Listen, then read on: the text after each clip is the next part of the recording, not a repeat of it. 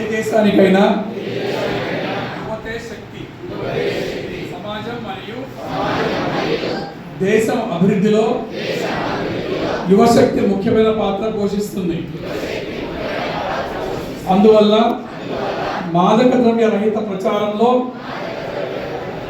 గరిష్ట సంఖ్యలో యువత పాల్గొనడం చాలా ముఖ్యం.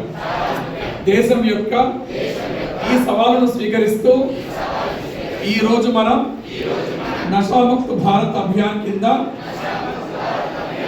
ఏకమై సమాజం, కుటుంబం, స్నేహితులు మాత్రమే కాకుండా మనం కూడా మాదక ద్రవ్య రహితంగా ఉంటామని ప్రతిజ్ఞ చేస్తున్నాము.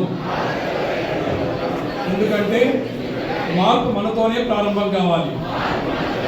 కాబట్టి మనమందరం కలిసి ఆంధ్రప్రదేశ్ని మాదక ద్రవ్య రహితంగా మార్చడానికి దృఢమైన సంకల్పం తీసుకుందాం.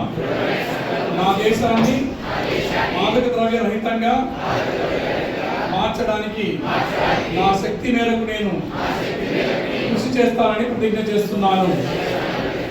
Thank you.